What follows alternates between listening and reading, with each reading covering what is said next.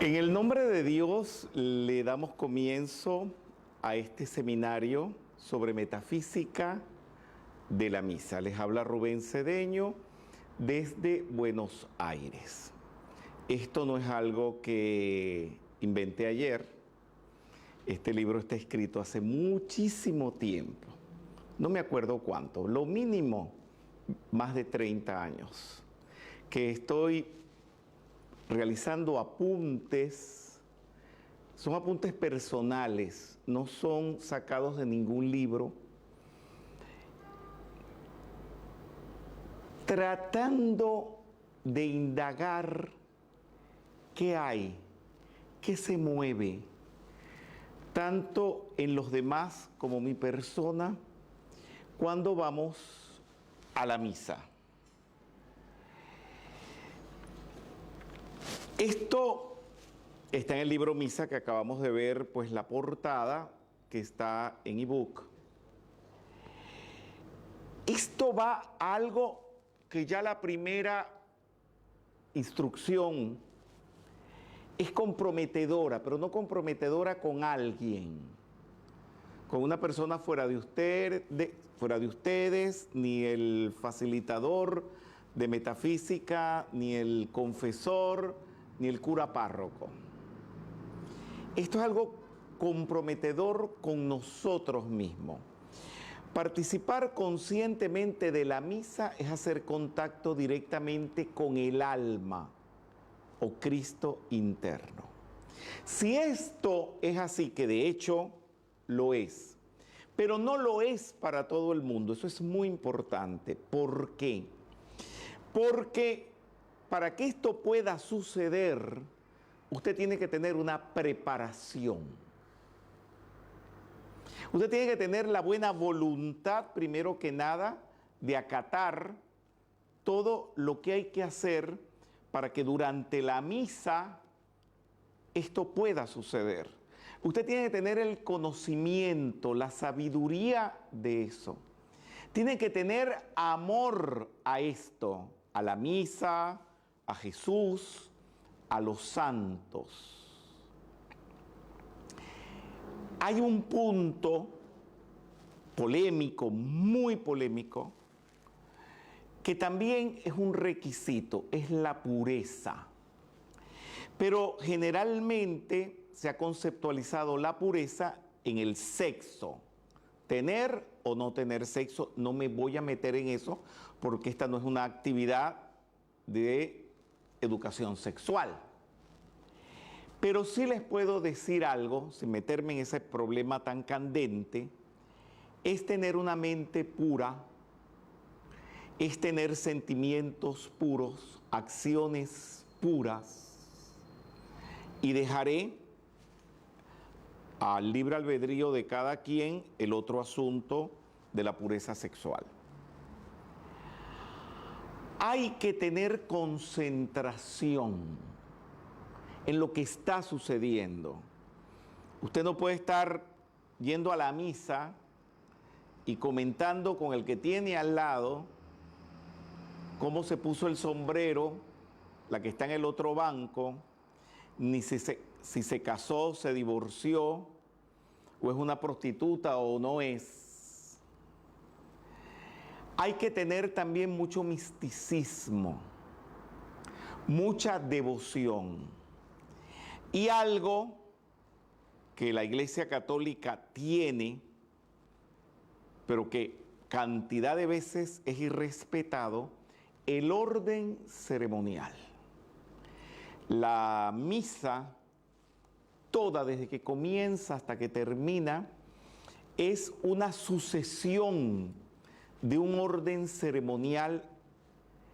No puedo decir estricto porque ya dije que en muchos lugares no se hace, pero que debería de ser estricto. Y muchas otras cosas más que vamos a ir desarrollándola a través que vayamos explicando todos estos puntos. Primero que nada les quiero recordar que esto no es una exposición académica de la misa, ni tampoco sacado de ningún texto religioso estricto, son acotaciones metafísicas. Siempre ténganlo consciente. ¿De qué se ocupa la metafísica cristiana? Es la práctica de resolver las dificultades de las personas en la vida diaria, externa e internamente, mediante la práctica de las enseñanzas de Jesús.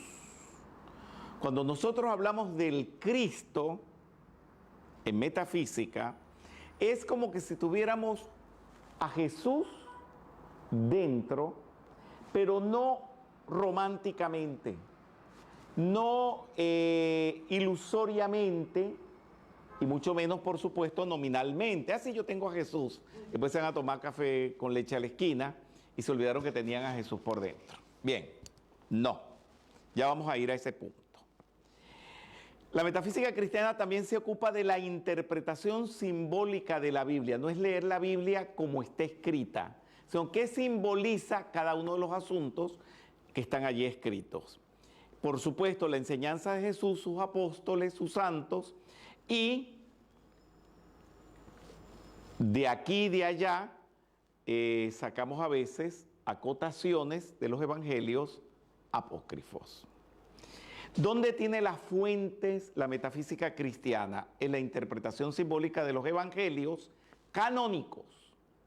¿Qué quiere decir canónico? Los aceptados por la Iglesia Católica Apostólica Romana, pero analizados a través de la técnica Pesher, ya se los voy a explicar qué es, junto a algunos pasados tomados de fuentes apócrifas, investigaciones de mi persona, justificando su inclusión dentro de todo esto por varios motivos.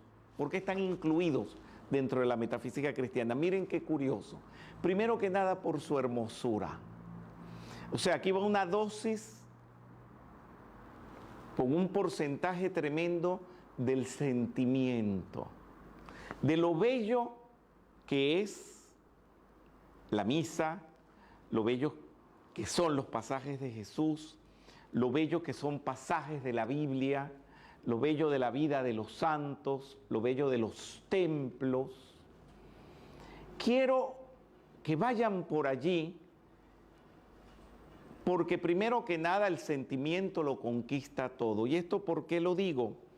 Porque muchas personas quedan atrapadas en la teología, que es la parte mental de todo esto, y se olvidan del sentimiento. Aquí vamos a ir al revés. Vamos a ir primero por la parte del sentimiento, una gran hermosura. Luego la parte mental, por supuesto, que no la podemos poner de lado, que es la sabiduría, y los razonamientos, pero no solamente intelectuales, sino los razonamientos internos. Cristo. La palabra Cristo es la traducción de Mesías. Cuando ustedes lean la palabra Cristo en los evangelios, la palabra es Mesías, que se tradujo al griego, que era el idioma que reinaba por toda la cuenca del Mediterráneo en aquel entonces, y en griego es Christos. El griego es un poquito fuerte, ¿verdad? ¿Y qué quiere decir? Ungido, lleno de la gracia. Y a Jesús, cuando lo empezaron a ver los apóstoles y viendo cómo hablaba, dijeron, este es el Cristo, ya vamos a ir a ese punto.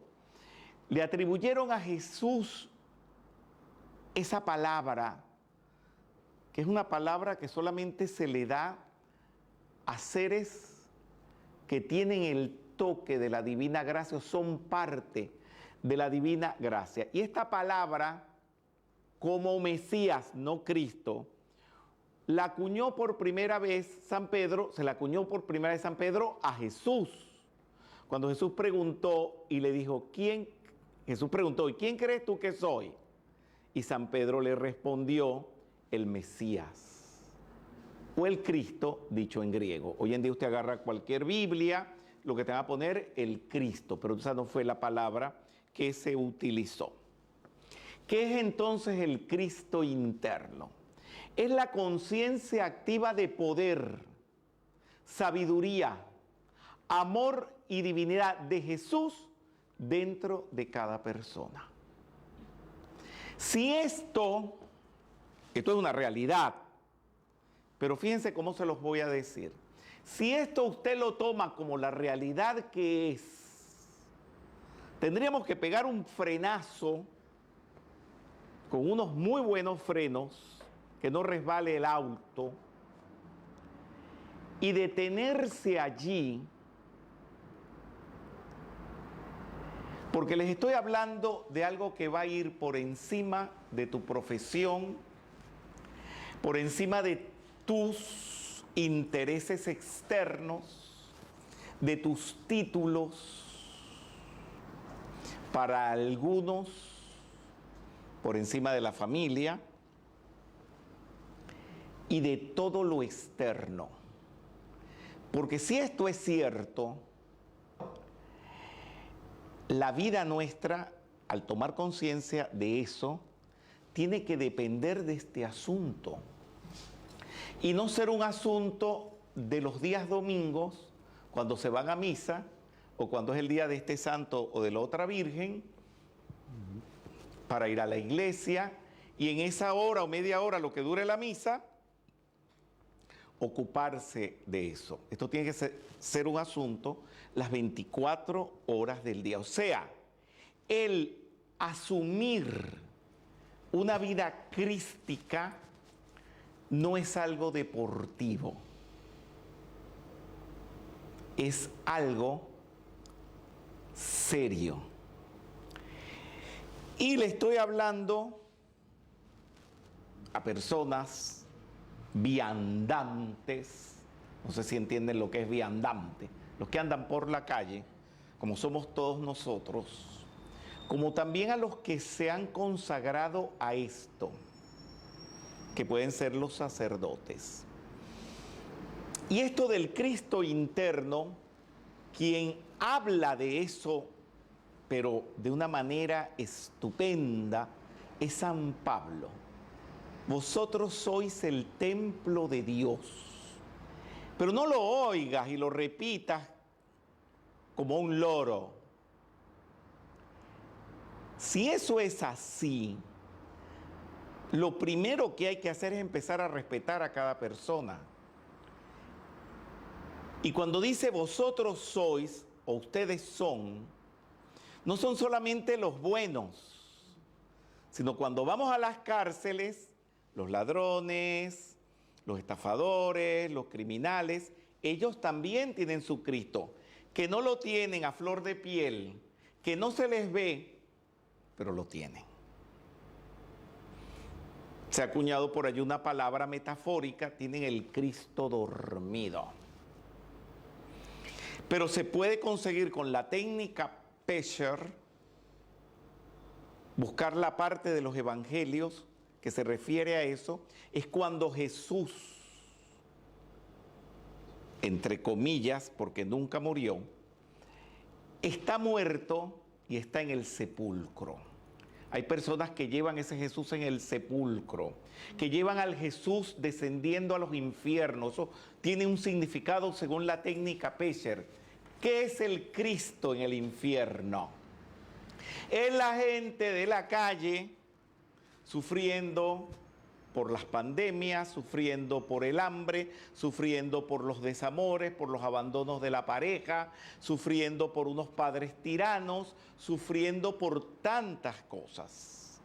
Vosotros sois el templo de Dios viviente, no es una estatua en la iglesia, no es una lámina, aunque es bellísimo el Jesús que tengo allí, pues mi propia persona lo escogió, eso no está puesto allí por poner cualquier Jesús, no sé cómo sería Jesús, pero mi sentimiento me aboca a aceptar, creer, o como se diga, que Jesús pudo haber sido así. Ustedes pueden tener otros sentimientos al respecto. Y mira lo que dice aquí San Pablo: vosotros sois el cuerpo de Cristo. Espérate, ya va. Si tú eres el cuerpo de Cristo, te tienes que comportar como Jesucristo. Poner la otra mejilla, no rechazar a nadie, ser amoroso, perdonador, y aunque te claven en una cruz, eso le pasó a Jesús. Y ahí está una de las grandes enseñanzas de él: perdonar. Pero no perdonar mañana ni pasado mañana, ni voy a ver si perdono. El perdón tiene que ser en tiempo real, ya, en este momento, porque la Biblia dice: hoy es el día de tu salvación.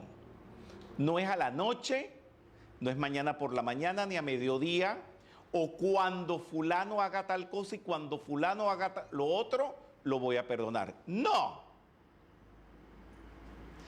Dice San Pablo: ¿no sabéis que vuestros cuerpos son miembros de Cristo? Deténganse allí. No es leerse la Biblia o los evangelios o las cartas de los apóstoles como una carretilla. Con eso no se hace nada. Es irse deteniendo y meditando en cada palabra. Esto, si lo llevamos al plano metafísico, es la chispa divina que cada ser humano lleva también dentro de sí y que se le llama el Cristo interno o el alma. Los vehículos de manifestación del Cristo interno, ¿a través de qué se manifiesta este Cristo en nosotros? A través de la vestidura física. ¿Y por qué le digo vestidura? Porque nosotros no somos el cuerpo. Nosotros en realidad lo que somos es el alma, el Cristo. Y esto es una vestidura, la vestidura vital. O sea, cuando ustedes estudian en la escuela, que ven que si el corazón, las arterias, el cuerpo óseo, el cuerpo muscular, todo eso, esa es la parte vital. Tenemos un cuerpo físico, una parte vital por dentro, una vestidura emocional, que son nuestras emociones, y una vestidura o envoltura mental. Ninguna de estas somos nosotros, es nuestra mentira. Que cuando la gente se cree su mente, se cree sus emociones, se cree su vitalidad o se cree su cuerpo físico, está errada. A eso le llamó San Francisco el burrito, el asnito. Muy bien. ¿Cómo es la forma o cuál es la forma de contactar a Cristo dentro de ti? Primero que nada, el estudio. Te tienes que documentar. Por eso damos actividades como la que estamos realizando hoy. Por eso damos actividades de metafísica. Después, la devoción. Si tú no tienes devoción, pues anda, vete, no sé, para la NASA o por el FBI, no sé a dónde, donde se trabaja y se actúe sin devoción, por pura intelectualidad. Luego, la meditación, que estamos dando una propuesta de meditación paralelo a este curso. La contemplación, que ya llegaremos en el seminario o propuesta de meditación, llegaremos a la contemplación. La contemplación es lo que llaman en Oriente el samadhi. ¿Qué es eso? Volverte uno con aquello que meditas. Primero viene la meditación. Primero viene la concentración. Usted tiene que concentrarse en aquello que va a meditar. Y después, en aquello que meditas, convertirte en eso. Y si estás meditando en Jesús, ¿en qué se tienen que convertir? En Jesús. Bueno, se dice así como que facilito, ¿verdad? Con recta intención. Tú no puedes estar en esto, lo digo por los líderes religiosos de diferentes tendencias, que algunos lo hacen por dinero, otros lo hacen por conseguir puestos, por conseguir títulos, por figurar y por destacarse. También es necesario tener bondad. Ser bondadoso es dar, siempre dar y no pedir. No vivir en el para mí, sino vivir en el para ti. Acuérdense siempre de eso. En toda acción, ¿qué estoy haciendo? ¿Esto lo estoy haciendo con el para mí o en el para ti? Señores, si vamos a llevar una vida crística, hay que vivir en el para ti. Todo es el para ti. Han venido personas de provincias de la Argentina, ahora que están permitiendo viajar, que no hay tantas restricciones. Y cuando uno invita a alguien a almorzar a la casa, ayer tuvimos invitados en la casa, uno vive en el para ti. Que le guste la ensalada, que le guste los raviolis, que le guste la mesa puesta, que le guste todo lo que se haga, que le gusten las conversaciones. Uno se despoja de uno para complacer a los demás. Ese es un para ti. Se los pongo de ejemplo, pero que no solamente tiene que vivirse así cuando uno tiene un invitado en la casa, sino tiene que ser siempre.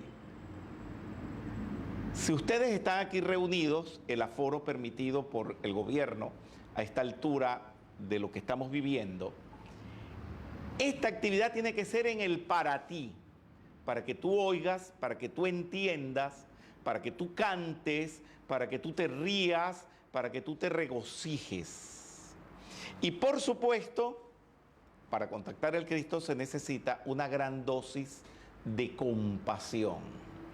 Compasión. Tener pasión por los demás. Bien. Entonces vámonos a lo que sería el cristianismo. Nada de lo que estoy hablando está sacado del derecho canónico ni del catecismo. No porque los desprecie, no, para nada. Me parecen maravillosas fuentes de conducta y de información. Pero esto es otra cosa. Ya les dije, aquí va primero el sentimiento.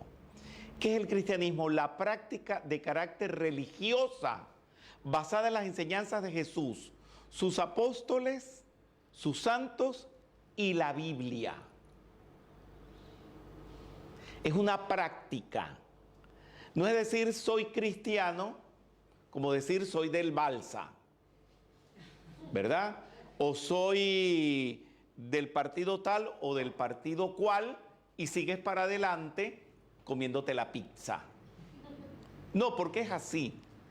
Hablan de estas cosas de una manera tan olímpica que a veces me sorprende. Es practicar todo eso que proclama y hace encontrar a Dios como el Cristo interno. Me voy al credo niceno-constantinopolitano.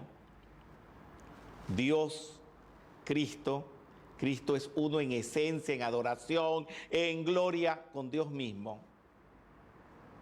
Cuando hablamos en metafísica del Cristo interno, estamos hablando también del Dios interno. Nosotros no tenemos problema con la Santísima Trinidad arriana. Ya les hablaré de Arrio, porque en el curso está contemplado, eso les va a encantar. Nosotros no tenemos problema con eso. En la metafísica estamos por encima de todo conflicto y de todo problema. Nosotros creemos en la Santísima Trinidad igualito, como lo dice la Iglesia Católica, Apostólica, Romana. Y fíjense que no estoy diciendo cristianismo, porque dentro del mismo cristianismo hay diferencias entre las diferentes tendencias. Muy bien. Por eso afirma San Pablo. Voy mucho con San Pablo. Es que San Pablo estaba tan claro. ¿Dios acaso no está en cada uno de nosotros? Porque en Él vivimos y nos movemos. El cristianismo se comenzó a forjar en Jerusalén. Sin embargo, este término no se usaba. Este término se empezó a usar después de la ascensión de Jesús. tomando como base parte de su enseñanza, mezclada con principios judíos. O sea, ¿quiénes son los primeros cristianos? Judíos que empezaron a aceptar a Jesús, que ni siquiera se estaban dando cuenta que estaban dejando de ser judíos. Digamos al principio, principito de todo esto. Pero ya allí estaba la simiente de otro asunto, distinto a ser judío. Y también ser el cristianismo, a través del tiempo de los 2000 años, ha ido sumando asuntos que a través de la historia se le han ido adosando hasta convertirse en lo que nosotros vemos hoy en día. Lo que nosotros vemos hoy en día no era la concepción de los primeros cristianos hace 2000 años. Aquí ha pasado de todo en el cristianismo, pero de todo vamos a ver algunas cosas. Hoy ya vamos a empezar a ver muchísimas cosas que lo han ido conformando y lo hace rico, muy rico en cantidad de elementos, en espiritualidad, en simbolismos, en rituales, en una teología muy rica también. Ya vamos a ir desvelando todo esto. Entonces, ¿quién es un cristiano? Es aquel que sigue, practica y es ejemplo vivo de los principios de Jesús.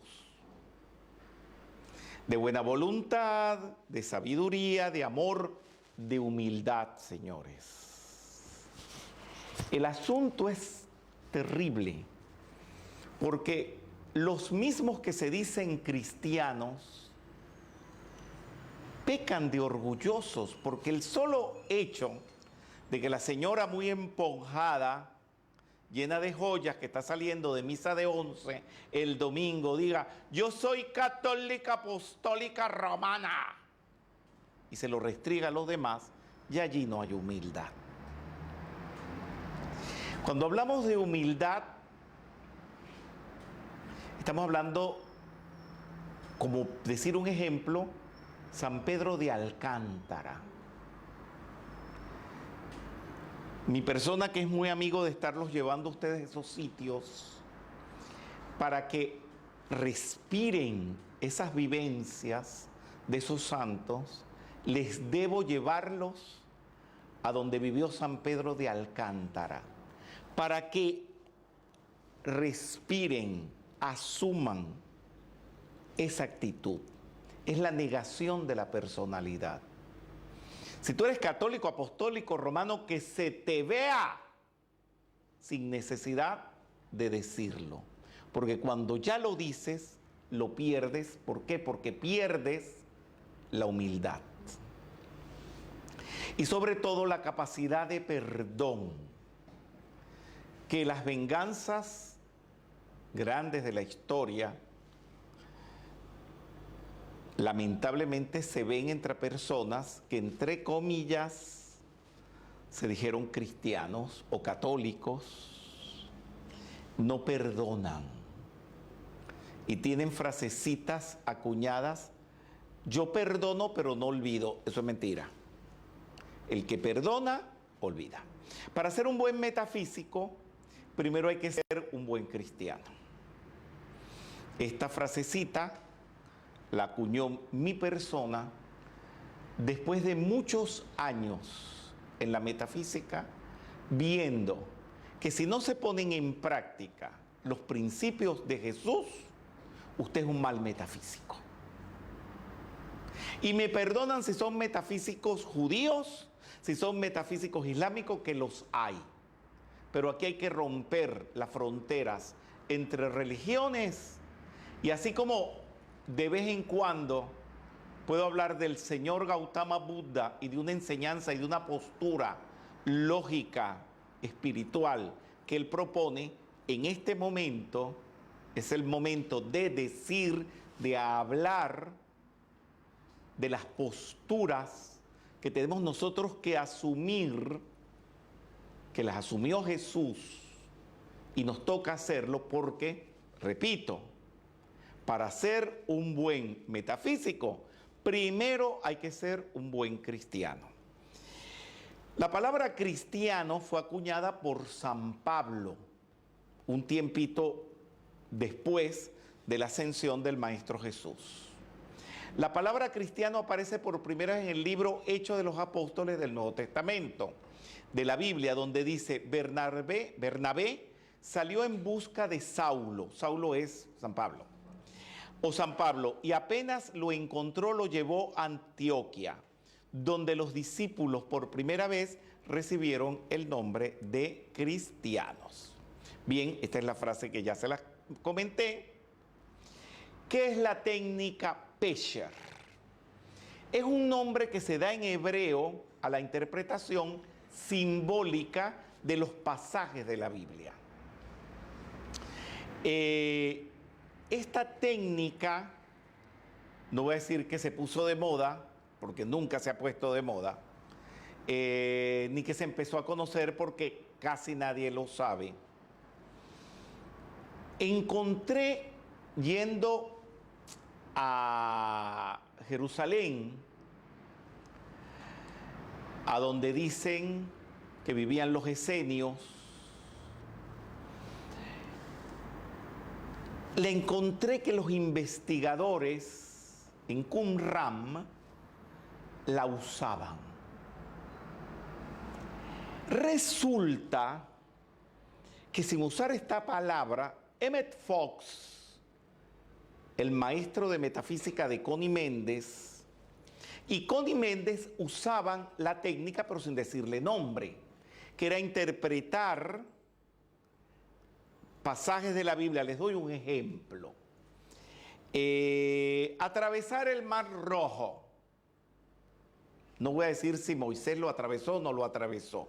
Pero según la técnica Pesher, significa el mundo de sentimientos para salir de la tierra de adoración, que según la técnica Pesher, Egipto es tierra de adoración de dioses, y el Mar Rojo es el sentimiento y liberarse de eso, e ir a la austeridad, a la limpieza y purificación, que es el desierto, que también es una interpretación Pesher. Las interpretaciones Pesher salen de la misma Biblia, porque todo el Antiguo Testamento ha sido usado por los judíos. Y la técnica Pesher es un término acuñado por ese grupito de judíos investigadores. Cuando yo allí en Qumran, que no he ido una vez y que no he ido de turista, porque yo a ninguno de los lugares que les voy a mencionar relacionados con la Biblia y con la misa he ido de turista, ese término no me gusta y esa acción tampoco me gusta, porque es que te van enseñando Catedral de San Pedro, obelisco de no sé cuántos segundos, y la gente va oyendo y después no sabe ni lo que les dijeron. No. Ir a Qumran es ir hoy a investigar, ir mañana a investigar, pasado mañana a investigar y luego volver. Vivo en América, siempre he vivido en América, o al menos mis sedes centrales en América. Volver a América, seguir estudiando, investigando, volver en otro viaje a corroborar todo lo que se ha investigado al respecto, en Qumran estoy hablando, y así sucesivamente a través de toda una vida. Igual ir al Santo Sepulcro, igual ir a la Basílica de San Pedro, todo eso reiterativamente a través de toda una vida. ¿Por qué? Porque no es lo mismo, me pongo de ejemplo, mi misma persona, lo que pude percibir de Qumran cuando tenía 21 años, que fue por primera vez, a lo que pude comprobar, ver y entender a los 30, a los 40, a los 50, incluso hasta los 60. La última vez fue cuando tenía 65 años. Y veo cómo mi cerebro va cambiando, va percibiendo y va penetrando más. Pero esto no solamente me pasa a mí, eso le pasa a ustedes también. Pero a lo mejor muchos no se observan cómo les van cambiando y creciendo los puntos de vista. Entonces, en eso Me di cuenta, descubrí y dije, pero es que esta técnica Pesher es lo que usaba Emmett Fox, es lo que usaba Connie Méndez, pues es técnica Pesher. Ya, y ahí no tengo que estar dando tanta explicación de lo que es esto. Jesús habló un poquito de eso. Dicen que Jesús tenía relación con los esenios. No voy a afirmar de que Jesús fuera esenio, pero bueno, vamos a dejarlo allí porque a mí mi cometido no es ese. Dice Jesús, miren qué interesante, al oír oiréis y no entenderéis. Esos son los que leen la Biblia al pie de la letra. Y viendo veréis y no percibiréis. No sea que vengan con los ojos, no sea que vean con los ojos y oigan con los oídos y entiendan con el corazón. ¡Qué grande es eso! Bueno, vamos ahora al tema que nos corresponde, la misa. Es una celebración católica, eso lo saben todos. Esa es una palabra en latín que significa envío o enviar algo. Pero no es un paquete en el correo, no es un paquete chileno. Es un envío de algo que por supuesto es obvio que sea algo divino, algo procedente de Dios, porque la palabra misa, por supuesto, no se le pone a la oficina de correo porque tengan envíos. Voy para la misa y se ponen a pegarle sello a las cartas. No. Es un envío divino de Dios, Jesús, los santos, los ángeles. ¿Un envío para quiénes? Les pregunto. Para nosotros, para ustedes. Entonces, aquí empieza el asunto a ponerse muy serio. Cuando vas a misa, vas para ti. Vas para un conglomerado. Y esta conversación está dirigida a tres públicos. A los metafísicos, a los católicos, a los que no creen en nada, que les gusta la metafísica, y a los sacerdotes. Y aquí empiezo a meter los dedos en las llagas, pero no de Jesús, sino de nosotros los humanos. El sacerdote, que ya me va a meter con eso, él se debe al público, a esa gente que está allí. Hay una escena real que creo que no es problema que nombre a las personas porque son famosas y son públicas aquí en la Argentina. Me cuenta Mariela Alcalá, la primera actriz venezolana, estaba en una obra de teatro, no viene al caso el nombre de la obra de teatro, y estaban con Florencia de la B. Y cuando terminaron de actuar, terminó la obra, la gente estaba esperando afuera para saludarlos, pedirles autógrafos, pero eso era una varaunda de gente que si ellos se metían ahí les iban a brincar, los iban a pellizcar, los iban a azorar. Bueno, fue tremendo. Y dice Mariela Alcalá que Florencia de la B les dijo, señores, esa gente que está allá afuera es la que nos da de comer, es la que nos aplaude, es la que viene a nuestras funciones para afuera. Y fueron y tuvieron su baño de público, de gente. Eso es lo que le toca al sacerdote. Lo digo porque hay veces que después de la misa uno quiere hablar con el sacerdote y te dice que está ocupado. En las iglesias en los Estados Unidos, y ahora se está extendiendo un poquito a Europa, y no sé aquí, cuando el sacerdote termina la misa, no se va a la sacristía, se va a la puerta a saludar a cada uno de los feligreses.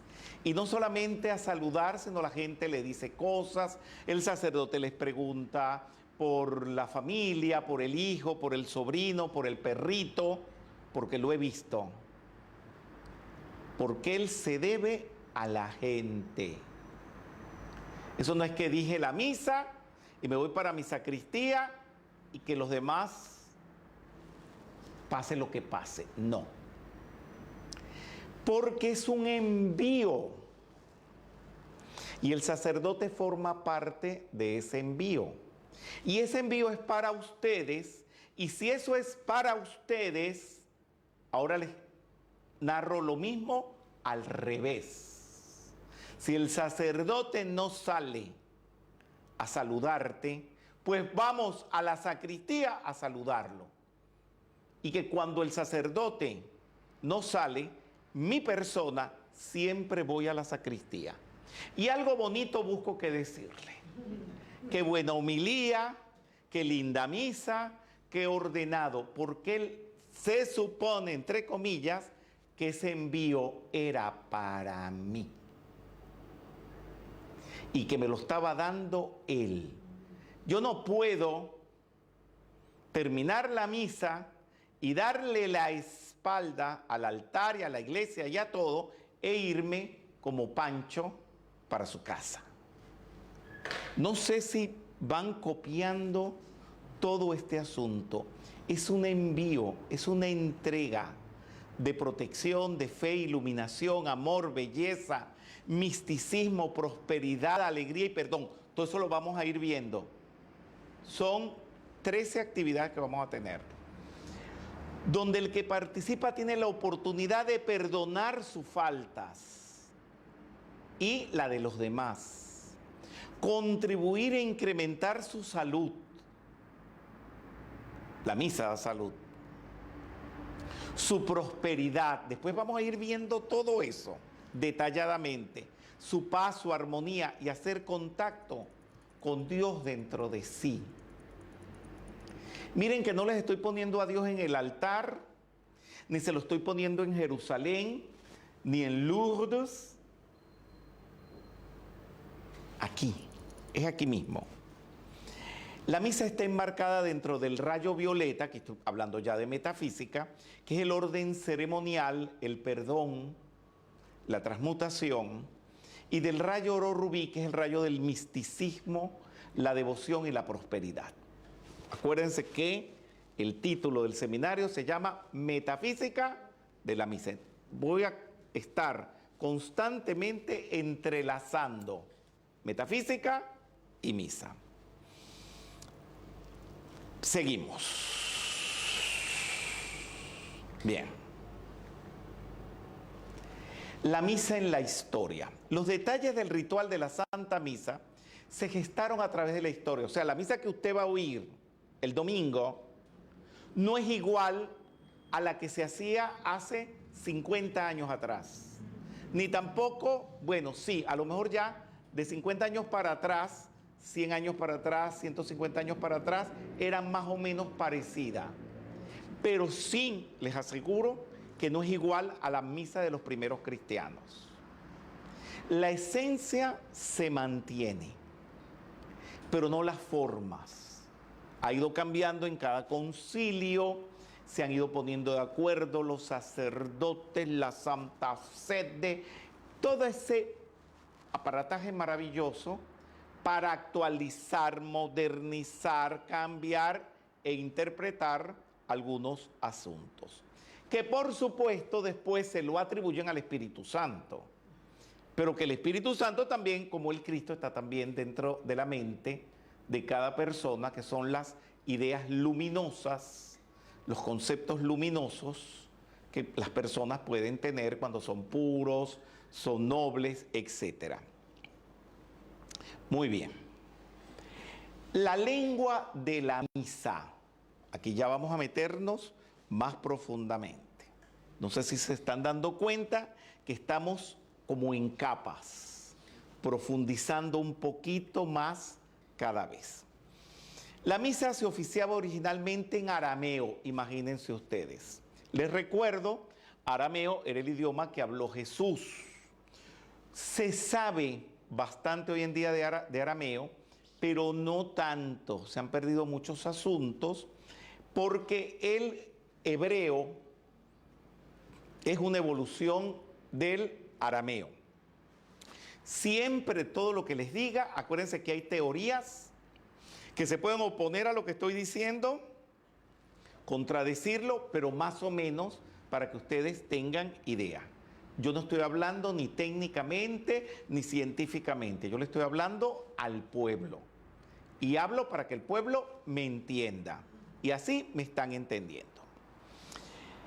Y de este idioma, la misa conserva mantras del arameo y del hebreo. Amén. Que ya nos vamos a meter en eso, que ni siquiera es una palabra aramea, ni judía, es una palabra egipcia. Aleluya, Osana, o Sabaoth. Más adelante, al expandirse, se usó el griego para la misa. Y de ahí quedan palabras como el Kyrie eleison, el IHS, que quiere decir Jesús en griego. Y mucho más. Pero como ya les dije, le estoy hablando al pueblo, les voy a hablar bien sencillo para tratar de que me entiendan. Jesús y el latín. Pues la gente puede creer que era que Jesús hablaba latín. Hay gente que en los pueblos, en el altiplano del Perú y de Bolivia, la gente no sabe nada de esto que estamos hablando en este momento. Y fácilmente creen que Jesús hablaba en latín. Mi bisabuela lo creía. No era que me lo dijera, Jesús hablaba en latín, no. Eso decía, Jesús dijo tal cosa, y lo decía en 4 palabras en latín que ya se sabía de memoria. Bien. Jesús hablaba arameo, lengua semítica de la tierra de Aram, de ahí viene el nombre, arameo, en Siria. También platicaba el hebreo, por supuesto, porque él cuando venía a Jerusalén, estaba en contacto con los judíos de Jerusalén que hablaban hebreo. Que evolucionó, o sea, el arameo, ya se lo conté, que evolucionó, ¿verdad? Y tenía más cobertura Jesús cuando hablaba en hebreo que cuando hablaba en arameo. Vamos a decir, arameo era como una lengua, ¿verdad?, que se hablaba en una región de lo que hoy en día es Israel. Pero sus enseñanzas se expandieron al principio en griego, no fue en latín. Pero luego acuérdense que con la invasión de los romanos como imperio, el latín se convirtió en la lengua oficial de toda la cuenca mediterránea y por supuesto vamos a tener más cobertura, hablemos latín. Y el latín ha permanecido hasta entonces, hasta ahora. Actualmente el latín, por el uso durante 2000 años, casi exclusivo ya en los últimos tiempos, para la misa, se ha ido limpiando de todas las negatividades y se ha convertido en un lenguaje mántrico. ¿Qué quiere decir mántrico? En un lenguaje de poder.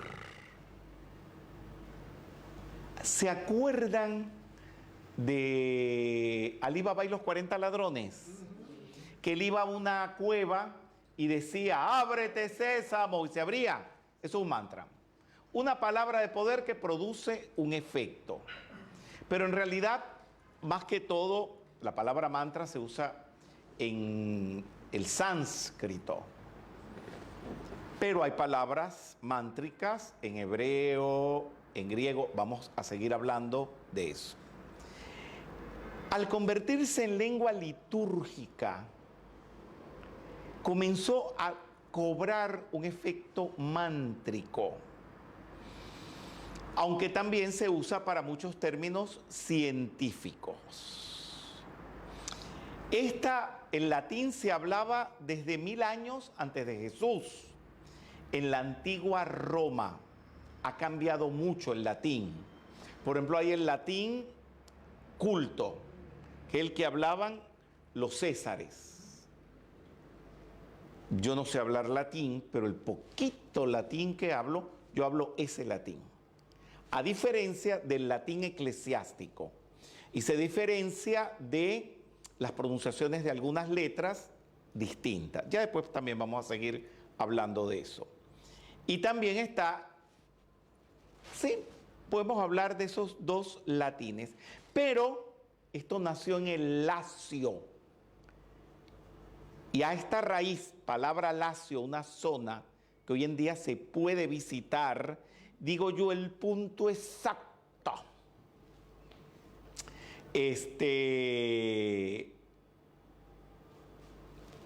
Uno se da cuenta que nosotros somos latinos, que cuando uno está en Estados Unidos te dicen, ah, ese es latino, por decir que es de Sudamérica. No, somos latinos por el Lacio en Roma. Así que no se sientan mal cuando les digan latino, ay, me está diciendo latino, soy del Lacio. En Castel Gandolfo, con unas reformas que ha introducido el Papa Bergoglio, me encanta que por supuesto abrió las puertas del Palacio de Castel Gandolfo y por supuesto los jardines de Castel Gandolfo, donde a uno puede ir, pero por supuesto no vas a ir andando por ahí cortando la florecita de los jardines de Castel Gandolfo. No son unos jardincitos, son terrenos inmensos. Están las zonas donde vivían los primeros latinos. Y por primera vez se puede observar todo eso. Muy bien. Entonces ahí tienen el mapa de...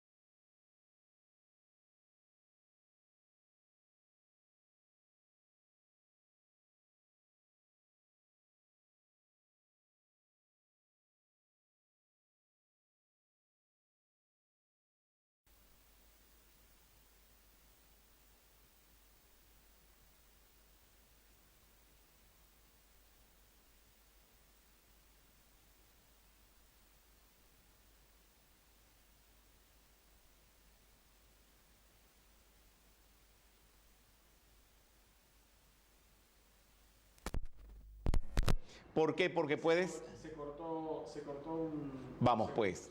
Me están pidiendo que técnicamente repita todo. Que el latín es un idioma mántrico. Y lo podemos ver en infinidad de asuntos. Pero por supuesto, esto no es una clase de latín.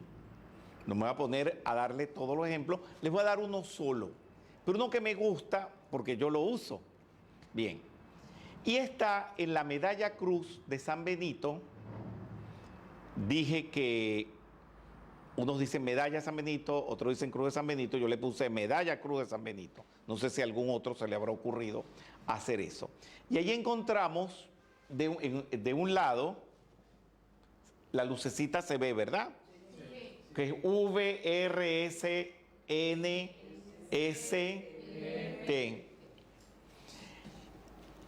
Muy bien. Pasamos a la próxima foto.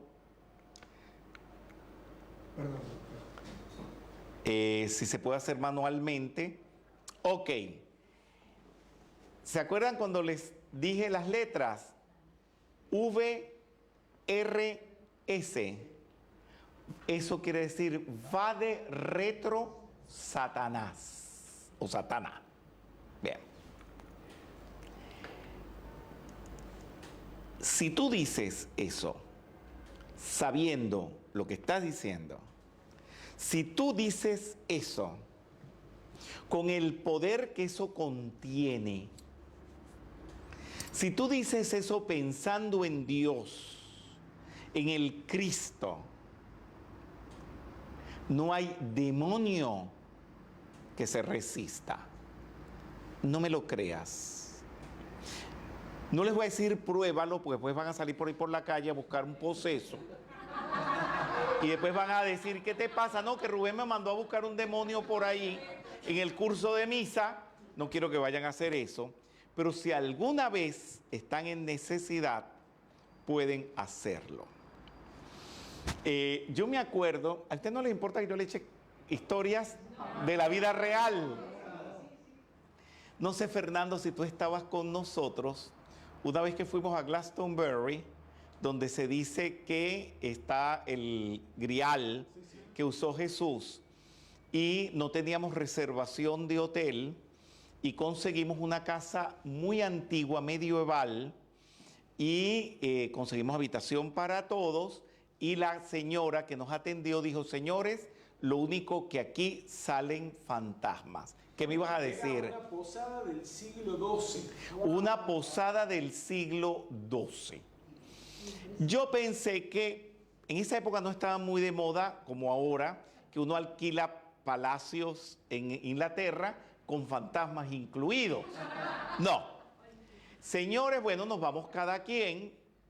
A mí me hizo plin que ella dijera que salían fantasmas. Bueno, esa noche pasó de todo. Les abrían puertas, les hacían en las manijas de las puertas así, tipo la película El Exorcista.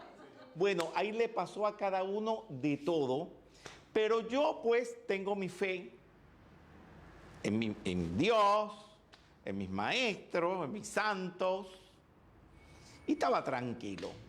Cuando empiezo a escuchar en la pared como un golpetazo, eran paredes de piedra, hacían pum, bum, bum, bum, bum, bum, bum, pum, bum, bum, bum, bum, bum, bum, bum. Yo le dije, no sé si era muerto, aparecido o lo que fuera, va de retro Satanás. Yo estoy muy cansado de dar clases todo el día para estarme ocupando de muertos. Va de retro Satanás, para afuera todo el mundo. Y a mí no me volvieron a molestar en toda la noche. Y después al amanecer me enteré que le había pasado de todo a todo el mundo. Muy bien. Cuentitos. ¿A ustedes les gustan los cuentitos? Narraciones. Son un recurso literario que estoy usando, creado por mi persona, donde narro una escena que he vivido con contenido. Ahí no lo va a decir, que no está concluido este contenido, pero creo que hoy dentro de la misma actividad lo voy a concluir con otra pequeña historia de mi persona. Todo lo que estoy dando, se los dije al principio, tiene un contenido personal, tiene un contenido vital. No es sacado de ningún libro. Fernando, ¿quieres leerlo? Ya que lees también. Iglesia de Palo Grande. Desde mi infancia, diariamente deslizaba los pasos a escuchar misa, contemplar imágenes, altares y vitrales en la iglesia de Palo Grande de Caracas. 2 campanarios imponentes, 3 arcos ojivales e infinidad de ornamentos hacían gala en la portada del neogótico del templo. Domingo, misa de 11, todos engalanados sesentosamente. Corrí a comprarme el pequeño folleto que me hizo descubrir lo que decía el sacerdote en latín, una lengua que, a partir de ese día de muerta, pasaba a ser cenizas esparcidas en el tiempo. Y como todo cuentito de estos que uso como recurso literario en los libros que Dios me permite escribir, siempre le pregunto a los que están participando, por eso son participantes, y esto se le llama actividad, no es clase, ¿qué sacan de esta pequeña narración? Tiene muchos contenidos. Vamos a ver qué sacan. No es difícil. Se oyen campanas al atardecer. Gracias por lo romántico. Vamos a ver, Fernando Arbelo. No digo que desde que tuviste ese folleto que te comunicaba qué era lo que te estaba transmitiendo el cura en ese momento con la misa en latín, te llevó el mensaje, ese sentido de la misa como un mensaje. No, yo no digo ahí que eso está pasando. ¿Qué pasó ese día? ¿O qué estaba pasando ese día? Era un día importante, si no, no hago el cuentito. Estabas descubriendo el latín, estabas estableciendo una relación. Pero no era solamente con mi persona el suceso. Estaba pasando algo, dime. Por lo que estás diciendo, sesentosamente, y decís que el latín pasó a ser lengua muerta, es el cambio de la misa. Fue el día del cambio de la misa, del latín al castellano.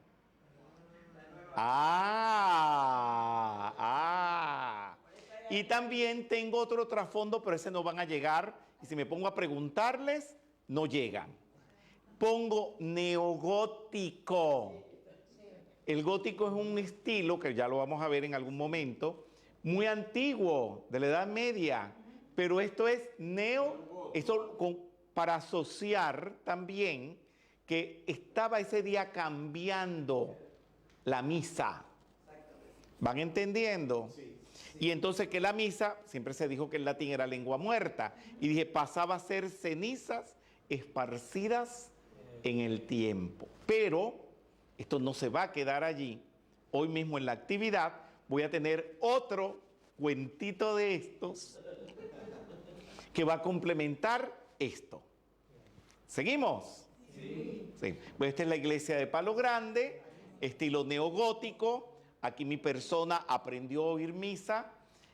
Fui solo, tendría 4 años. ¿Por qué? Porque era la iglesia cerca de la casa de mi abuelo donde me crié.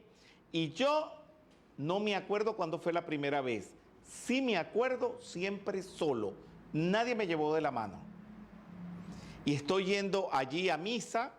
Esa es la iglesia de Nuestra Señora de Lourdes, pero popularmente se le dice la iglesia de Palo Grande porque había un palo muy grande y que la gente le decía así, ¿qué quieren que le diga? Muy bien. Fue hecha por curas franceses, de alguna manera imitando algunos asuntos de la iglesia de Lourdes. Es la iglesia de Lourdes y mi devoción a la Virgen de Lourdes. Los cristales, los vitrales, son todos alusivos a la aparición de la Virgen de Lourdes. Y es bella, y como es neogótica, es de cemento, y siempre hay que estarla reparando porque se le caen adornos y una cantidad de cosas. Está en perfecto estado y se puede visitar cuando vayan a Caracas. Muy bien. Misa participación. Participar de forma pura, devota, mística y conscientemente de la misa es hacer contacto directamente con el alma o Cristo interno. Ya esto se lo dije, pero se lo repito porque ahora viene el asunto. Ahora vamos a meternos en la misa. La misa, hoy en día, las partes no se le dicen como antes en latín.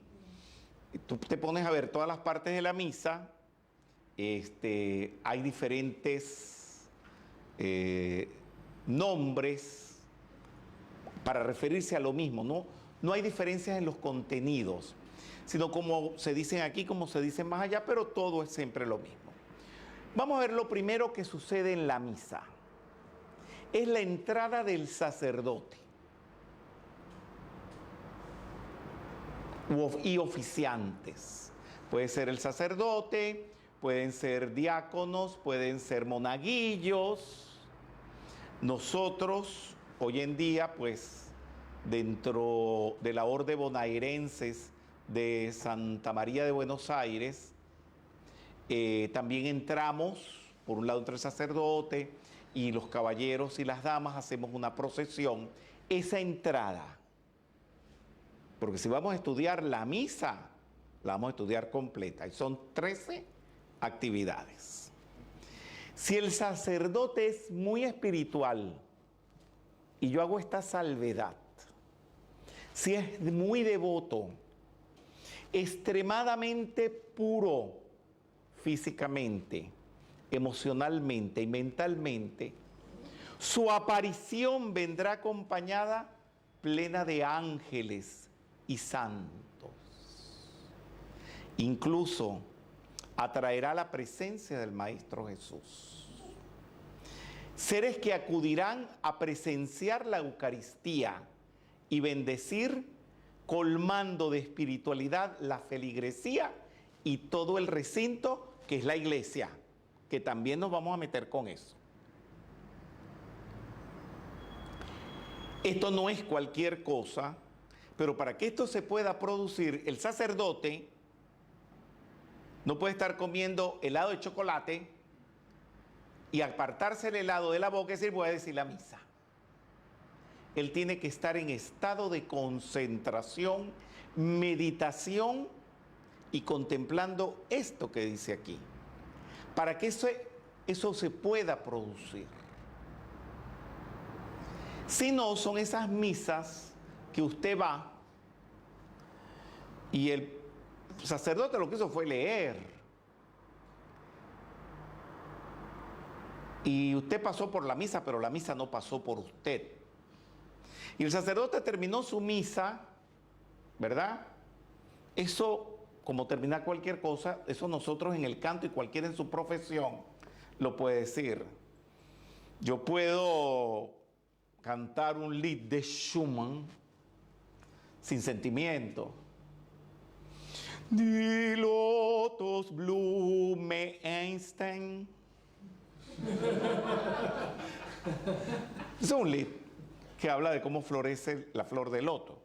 Y puedo decir, Die Lotusblume Einstein. Ah, ok.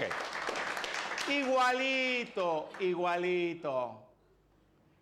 En las dos veces lo canté, hice las notas, lo dije como se tiene que decir, todo el asunto. Pero uno va cargado de un universo de sentimientos y otro es, como dicen, marcar. Eso los bailarines saben mucho de cuando bailan marcando, que es dar los pasos, como dice el coreógrafo. Espérate, ya va. Bien, ya todo lo analicé. Entonces, aquí hay un asunto grande, pero muy grande, muy gordo, muy grosso, el sacerdote. ¿Qué pasa con él? Lo primero que les voy a decir es que no es una profesión, como por ahí se dice tanto. Ay, el sacerdote se va a jubilar, así como que si estuviera trabajando en una oficina y él se va a jubilar mañana. No es una profesión, es una vida de entrega, y eso es hasta que se muera. Una vida de entrega total. No hay camino para otra cosa, sino que se ponga a vender choripán en la Costanera. Y de paso, agarro a los metafísicos de que, aunque no sean sacerdotes católicos, esto no se concibe, la metafísica, si no hay entrega total. Muy bien. Entrega total y sin reservas a Dios. Cuando se dice total, es todo.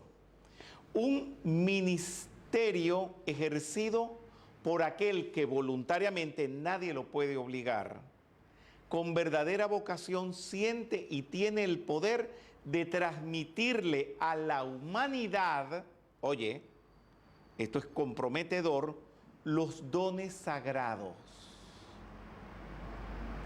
El despertar bendición y energía del Cristo.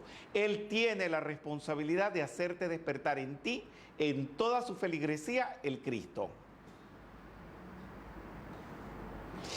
Y mucho de eso va en la misa como tal, pero un alto porcentaje va en la homilía, donde se tiene que explicar, y ya me meteré con eso, no hoy, en el futuro, donde se tiene que explicar cómo, se tiene que explicar cómo aplicar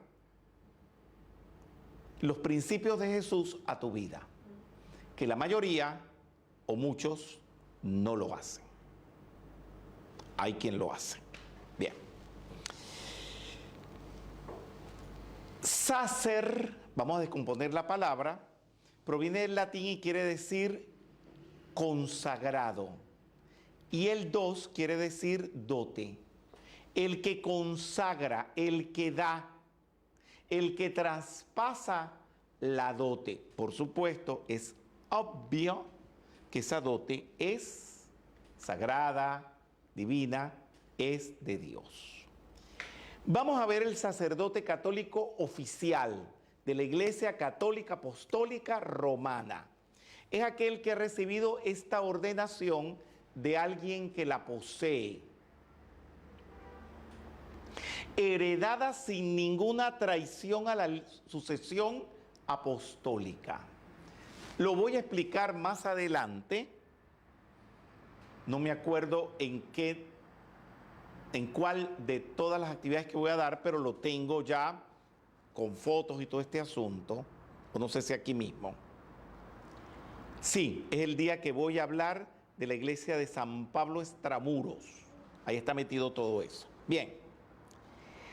Cuando Jesús, yo los he llevado a ese lugar en Israel, la piedra donde Jesús le entrega a San Pedro las llaves de la iglesia, la consagración, la primera transmisión apostólica.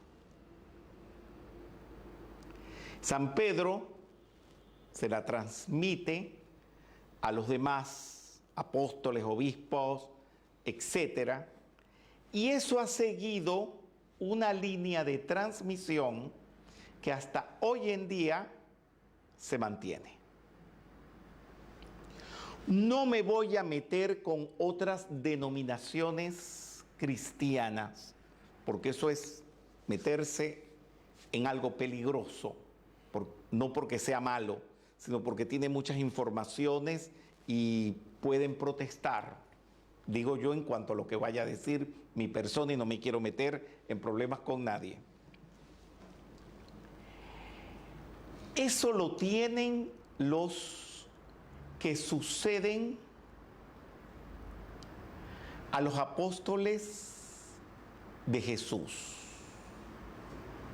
San Pedro, San Pablo y algunas denominaciones orientales. Pocas, no son muchas, y ahí es donde no me voy a meter a estarlas nombrando para no meterme en lío con nadie. Este sacerdote católico apostólico romano tiene que haberse preparado en un seminario propio de su diócesis, donde cursó filosofía, latín, teología, estudios bíblicos y pastorales, liturgia, cómo se dice una misa, cómo se bautiza, cómo se confiesa, ética, historia de la iglesia y predicación y demás asuntos a partir de los instituidos en los concilios. O sea, por eso pasan tantos años estudiando, para que no los agarren desprevenidos. Hay que conocer la religión. Muy bien. El sacerdote usa sotana. ¿Pero por qué me voy a ello? No porque es un adorno, ni que sea bonito, que sea feo, eso a mí no me interesa. La sotana negra significa el luto por haber muerto a todas las vanidades del mundo. ¡Wow! Díganme las vanidades del mundo. No, díganmela, ayúdenme. Riquezas, orgullo, fama, glamour, Vivir para mí. el vivir en el para mí, ¿qué más? Ambiciones, Títulos, humanos. no, vicio, espérense, vicio es teórico. Vicios, ¿cuáles vicios? Emborrachar. Quítense lo teórico de la mente. Yo no dije, esto no es teórico. Fumar, beber, porque ese es un dinero que se gasta sin ningún producto. Salir los sábados de noche y dormir hasta tarde el domingo. No pueden dormir hasta tarde el domingo porque hay misa.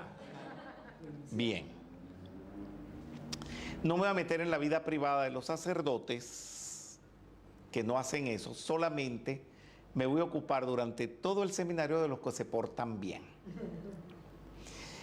No voy a decir nombres para no meterme en problemas, pero con un obispo, que el cual aprecio muchísimo, estamos en un lugar y había música y se mencionó que otro obispo en la fiestecita iba a bailar. No era obispo, era un sacerdote que iba a bailar. Y el obispo le llamó la atención, le dije, no, eso no te queda bien, porque nosotros tenemos que dar un ejemplo de seriedad y de dignidad. Y de una cantidad de cosas. No fueron estas las palabras, pero más o menos fue la idea. Es el luto por haber muerto al mundo, tiene que ser un renunciante. Y si no están dispuestos a eso, que se vayan a vender choripán en la Costanera. Muy bien. Lleva 33 botones, qué interesante, qué lindo gesto, que significan la edad de Jesús. La faja es símbolo de control de la envoltura emocional. No puede tener arrebatos emocionales, no puede insultar a nadie. También control de los deseos o pasiones. Hasta ahí no me voy a meter. Les dije que no voy a tratar de no hablar de nada polémico. La estola es símbolo del poder y autoridad sacerdotal. El solideo significa solo Dios. ¡Wow! Que solamente Dios te interesa. Y es que en su vida Dios es el único poder, la única autoridad y la única presencia y nada más. Señores, perdonen, es fuerte ser sacerdote. Como ser fuerte, ser un científico de la NASA o un investigador del FBI. Pero si usted no está dispuesto a ser el mejor científico, el mejor investigador, pues ni se acerque a la NASA, ni se acerque al FBI. Y estoy diciendo Poncho para que me entiendan, Pancho. Bueno, sigamos. Se los estoy ilustrando para que vean de qué les estoy hablando. 2 sacerdotes. Muy bien. Entrada y saludo inicial. A veces el oficiante hace su introducción a la misa con el incenciario. Hoy en día casi esto no se hace. Y otras veces aspergeando, que lo hacen menos todavía. Aspergeando agua bendita. Y esto tiene una razón poderosa. Es para purificar el recinto. Cuando uno va de peregrino en el camino de Santiago y uno llega a la iglesia de Santiago Apóstol, sacan el botafumeiro, no para que los turistas vean un botafumeiro de plata de este tamaño, no sé, 2 metros, no sé cuánto de grande tiene, que bueno, que yo lo hice pues, esto yo lo he vivido, para purificarte. Ahora se ponen a decir que eso era una costumbre de la Edad Media y la gente venía con pulgas y con garrapatas, y para matarle las pulgas y las garrapatas le ponían el botafumeiro. No, es algo, acuérdense que esto es metafísica de la misa, estamos hablando en la parte metafísica, para purificarte. No voy a decir espiritualmente porque el espíritu no se contamina. Nosotros en metafísica utilizamos purificarte vitalmente, etéricamente, purificarte de los malos pensamientos, sentimientos, de las bajas vibraciones. Esto es reminiscencia del Salmo 51, el miserere. Hay que saber qué es el miserere, es importante. Tengo toda una actividad que se las puedo dar del Salmo 51, pero les voy a dar 2 palabritas. ¿Se acuerdan del rey David? Sí. Que se enamora de quién? De la madre, que va a ser la madre de... No, de la madre, el nombre, de Salomón, exactamente. Salomón. El nombre, niños. ¿Y ustedes no son católicos? Uy, qué malos católicos son, Dios mío. Se enamora de Betsabé. ¿Y cómo se enamora de ella? La ve a través de una ventana bañándose desnuda. La ve desnuda bañándose, qué cosa tan sensual. Y después descubre, la manda a llamar, por supuesto, era el rey, tenía derecho sobre todas las mujeres. ¿Qué quiere que te diga? Entonces la manda a llamar, a cortejar, le dice, yo estoy casada, yo tengo esposo. Bueno, no la pudo tocar. Pero el rey David, muy listo, en la próxima guerra que tenían por ahí, lo mandó adelante para que lo mataran. Y lo mataron. Ella quedó viuda y se casó con él. Después cuando vino el sacerdote de Israel, le dijo, tú estás impuro. Por eso, ¿qué has hecho? Mandaste a matar al marido de esta mujer para casarte con ella. Y el rey David le entra un arrepentimiento, un remordimiento que no podía con él. Y entonces escribe el Salmo 51, donde él le suplica a Dios perdón y pide ser aspergeado con el hisopo. Voy a poner la frase, rocíame con el hisopo, oh Señor, y seré limpio. Lávame y quedaré más blanco que la nieve. Aquí tengo que hacer un paréntesis. Yo les dije que estas actividades eran subjetivas. Ahí va lo subjetivo de todo esto. Mi compositor favorito, Giacomo Puccini, tiene una ópera que se llama La Fanciulla del West. No me voy a meter en la historia de la ópera, que es por demás interesante, pero el nombre es la combinación de inglés e italiano.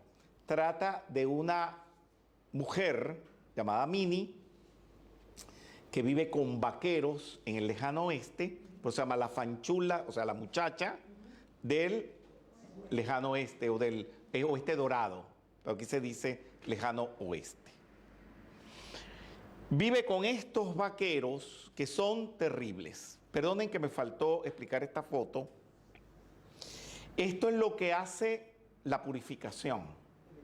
Ahí puse a Juan Pablo II, que es en los ejemplos de sacerdotes, pues está él metido dentro de mi lista. Ustedes pueden tener otra lista distinta, pero yo lo tengo a él, mi lista es muy chiquitita, de sacerdote. Ah, este va en mi lista, sí. Bien, este está purificando. Muy bien, sigo con la historia. Esto ya se los dije. Bien, estoy en la Fanchula del West y Salmo 51.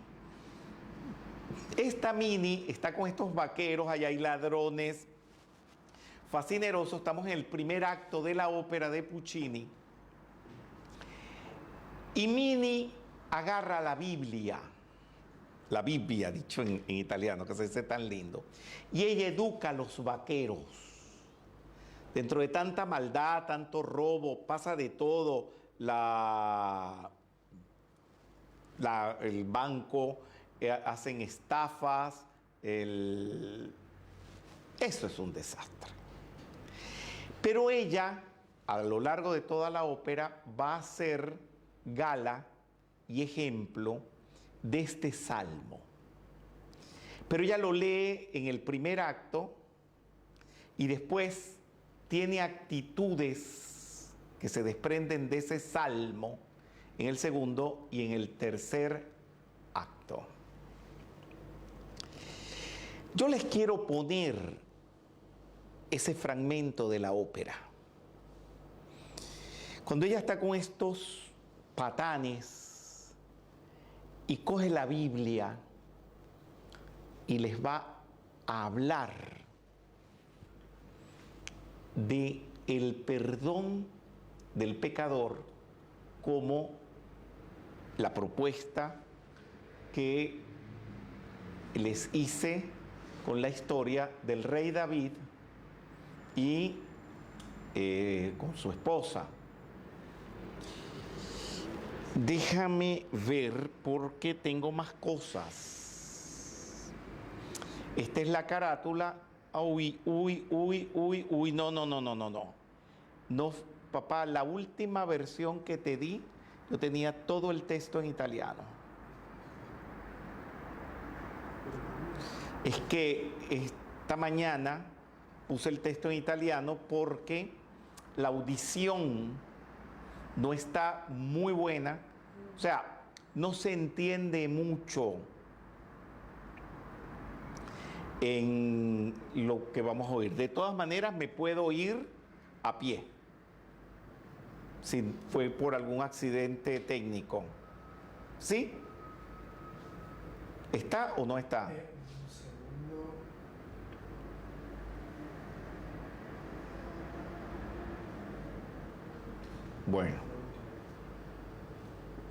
Bueno, me voy a pie para no perder tiempo. Sí. Cuando digo me voy a pie, que bueno, vamos a ver lo que está pasando. Trataré de traducir mal, pero bueno, lo haré. Bien, ahí estamos. Estamos en la cantina de Mini, que tiene una cantina con estos vaqueros. ¿Cómo le doy para que se oiga? Uno más para adelante. Bien. La música de Puccini es única, es romántica, es bella. Este es Mini, donde dice, ¿a dónde estábamos? ¿Estábamos en Ezequiel? No. Esther, no, tampoco. Aquí tengo marcado, dice ella, era el Salmo 51 y se sienta con sus vaqueros.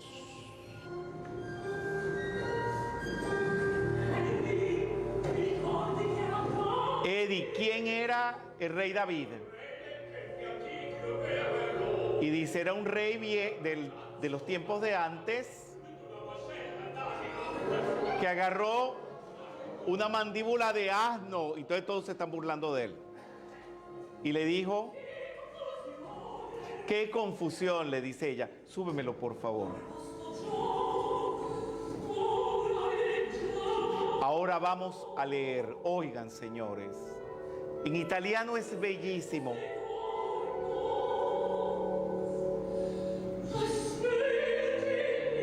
Aspergéame y lávame para estar blanco como la nieve. Y esto él está hablando con las hierbas con que se aspergea.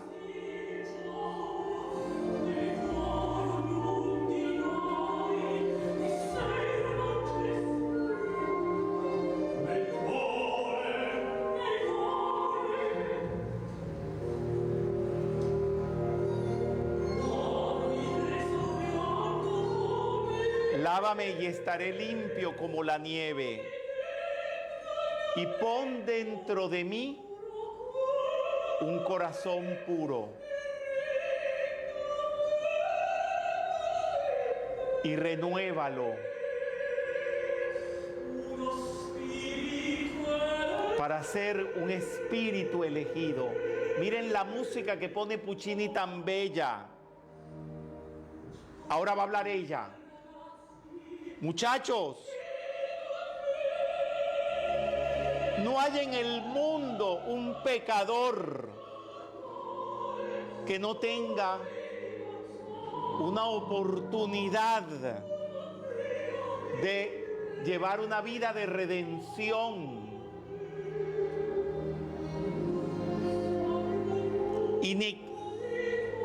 Y que se le niegue, a nadie se le debe negar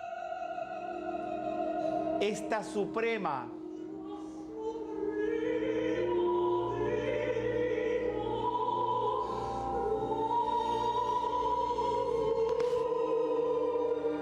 no se le puede negar a nadie esta verdad de tanto amor.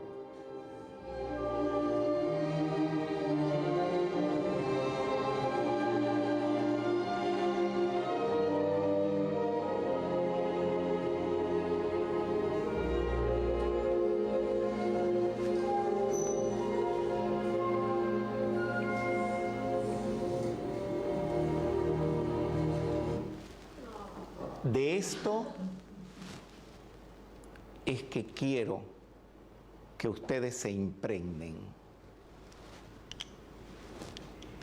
De esto o sobre esto es que tiene que ir el sacerdote cuando entra a la misa o con el incenciario o aspergeando con el agua bendita. Abrirle a todos la oportunidad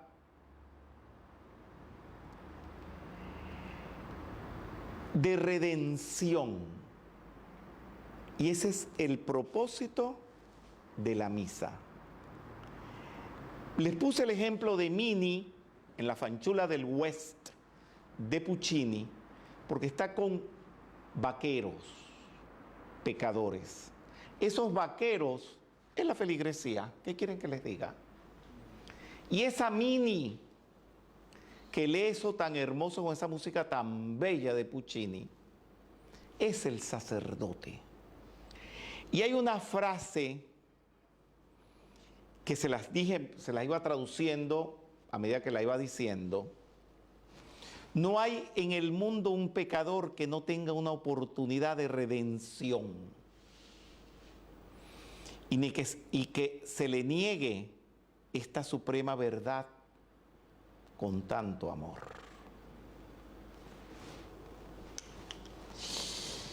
Señores, de esto trata la misa. Esto lo tiene que tener presente el sacerdote y lo tienen que tener presente ustedes. Porque centralizan la redención. Si acaso alguien lo hace, hoy en día no sé quién lo hará, en la confesión. No digo que quién hará la confesión, se confiesa a todo el mundo, pero quién toma la confesión como un elemento de redención, que también vamos a hablar de eso.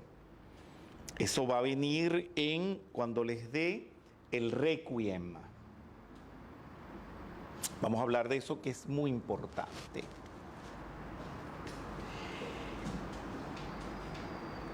Está empezando la misa. Todavía el sacerdote no ha hecho ni el primer rezo. Y miren a dónde lleva todo esto. Hay algunas liturgias que en esa parte rezan o rezaban este salmo, que sería tan hermoso que se hiciera. Lo que pasa es que la misa la han tratado de acortar para que no sea tan larga y la gente no se aburra, pero bueno, esto me parece tan hermoso, tan bello.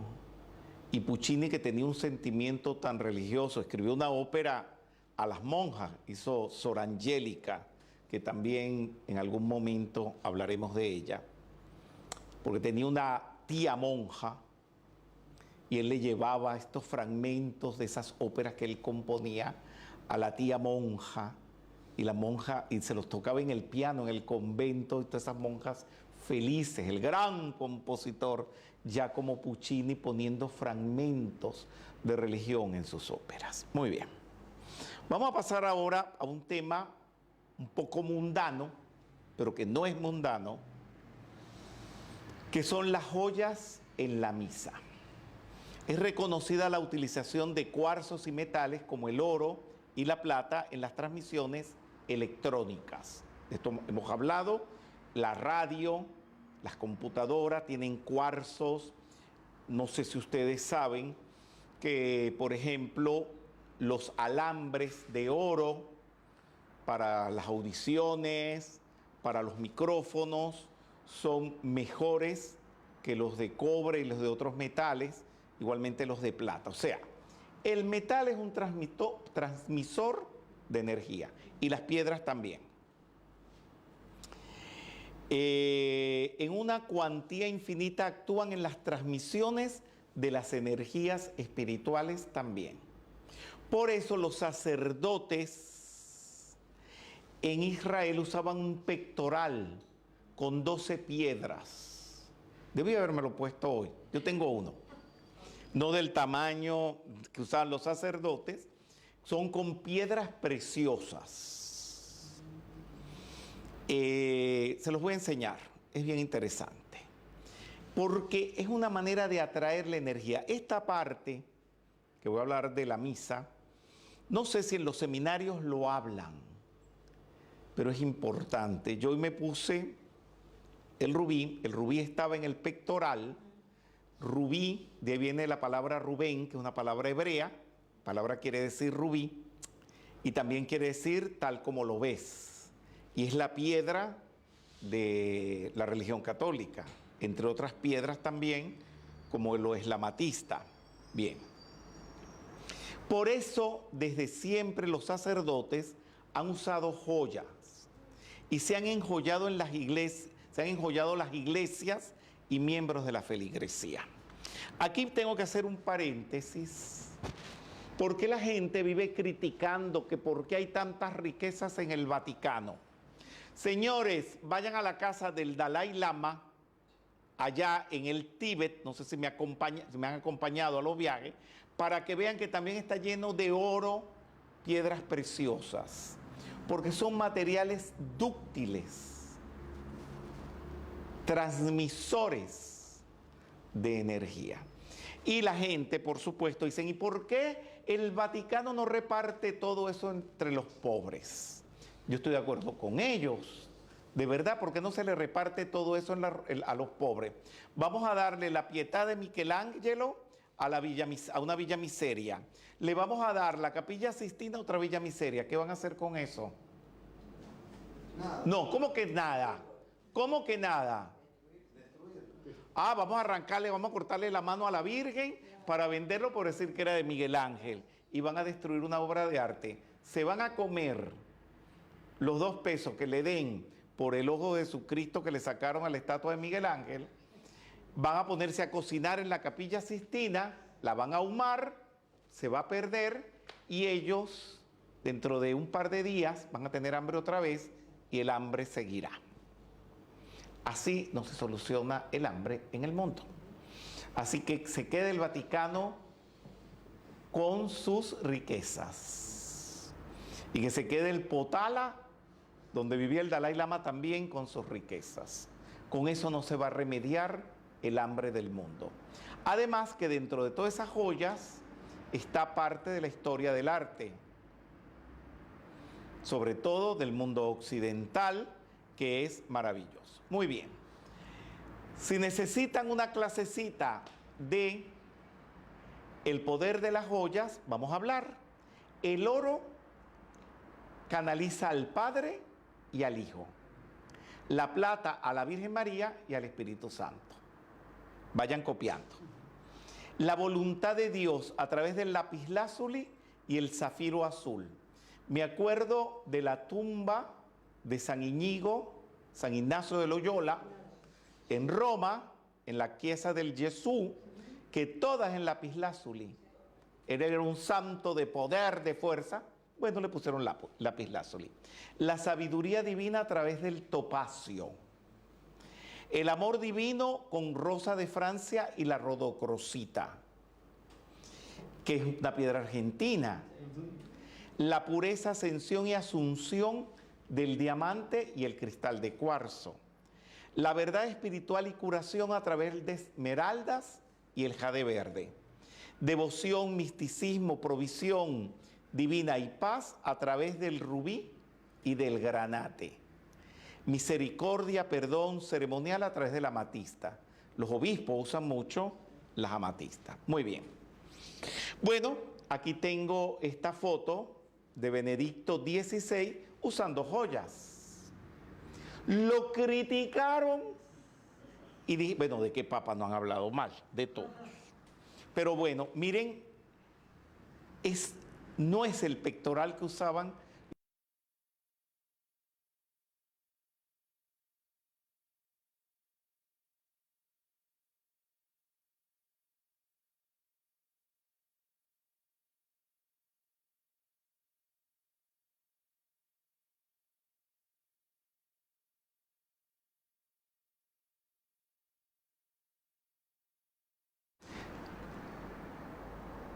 Bueno, ya les hablé del latín. Volvamos al latín otra vez, pero ahora en otra onda. El latín se ha usado en la misa, principales oraciones y sacramentos desde el siglo III. Hasta 1965, que fue la narración que les hice leer de la iglesia de Palo Grande, a raíz del Concilio Ecuménico Vaticano II, que el Papa Pablo VI autorizó usar las lenguas vernáculas en la misa. Hay gente que cree que el latín, ahora se está volviendo a usar el latín, ha sido esporádico, que se hace de bajo cuerda. No, señor. Porque luego en el 2013, el Papa Benedicto XVI, por eso lo metí ahora este cartel, con esta información en este momento, porque acabo de mencionar a Benedicto XVI, decretó, fue un decreto de él, en la carta apostólica Motu Proprio, que liberaba esa modalidad. No fue una cuestión del azar, ni que unos curas por allí rebeldes se les ocurrió, porque no me voy a meter tampoco en problemas. A raíz del Concilio Vaticano II y poner las misas en lenguaje vernáculos, hubo sacerdote, no me pregunten nombre porque no lo voy a decir para no meterme en problemas, que se opusieron a eso y medio los excomulgaron algunos y todo eso.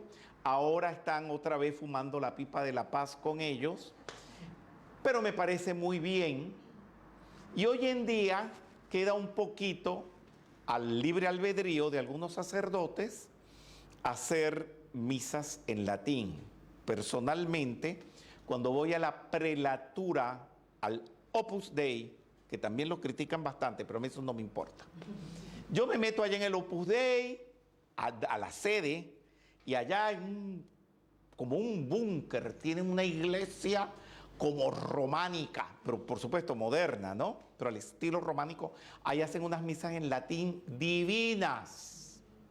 Y yo ando buscando por todo Buenos Aires una misa en latín, del Opus porque me encantan las misas en latín por aquello del mantra, la energía que se maneja. Bueno, aquí le puse a los dos papas, a Pablo VI, que como quien dice puso la misa en lenguaje vernáculo, y a Benedicto XVI. No sé si observan algo, que la joya que llevaba Benedicto XVI ahí la está llevando Pablo VI. Sí, señor. Bien. Muy bien. Otro cuentico, que es el complemento o la respuesta del primero que leímos de la iglesia de Palo Grande. Fernando, por favor, ¿nos quieres leer? Sí. Opus Dei, Roma, Rubén Cedeño, Roma, 8 de enero de 2005. Era un edificio normal en Roma, sin distintivos religiosos. Por un diminuto timbre llamé. Por un pequeño postigo apareció una cara, sin divisarse bien. Me abrieron y pasé a una sala de estilo impecable.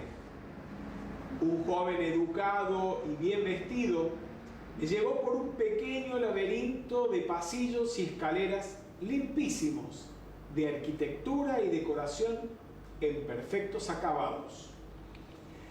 Entramos a un pequeño templo muy iluminado, de un exquisito neorrománico en mármoles y vitales polícromos de agraciadas combinaciones.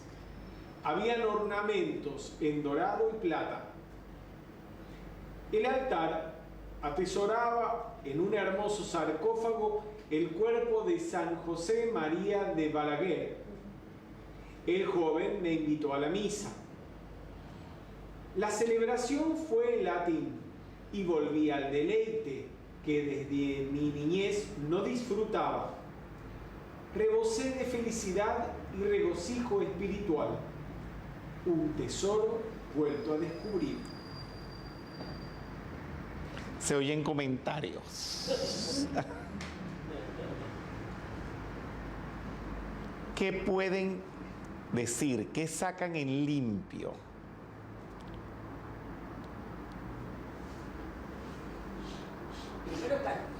¿Cómo? Vente cerca, mi vida, porque es importante. Lo primero que veo es que estás relatando un ingreso a la sede del Opus Dei. Ajá. Pero ¿cómo fue ese ingreso? Perfecto. No. Sí, No. Sin distintivos religiosos. Ajá, muy bien, ¿qué más? Y por un diminuto timbre. Ajá. Que no era de amplio publicidad. Y no Exactamente. Era algo exclusivo. Era algo como muy selecto. ¿Qué ibas a decir, Fernando? Algo Como un poquito oculto. Muy bien, perfecto. Están copiando bien. Ajá, ¿qué más? ¿Alguien más quiere decir algo? Bueno, vinieron aquí para pensar. Ah, dime, Fernando. Pues al ingresar todo, las personas, los lugares, todos están impecables, limpios, ordenados, muy Opus Dei. Muy Opus Dei, muy bien. ¿Qué más? Aparte de relatar eso, lo que decís ahí es que tuviste la dicha de poder ver el sarcófago con el cuerpo del escribá de Balaguer. Exactamente. Y el final tiene que ver con la lectura anterior. Ajá. ¿Qué pasó? Volví al latín que había dejado en mi niñez, que creía que se iba a quedar polvo en la historia y no fue. ¿Qué tal? Bien, bueno, como ellos no permiten tomar fotos, pero ellos sabían que era escritor, le dije que para mis libros necesitaba una foto y me dijeron, puede tomar una sola foto donde usted quiera. Le dije, con José María Escrivá de Balaguer. Y ahí está la foto.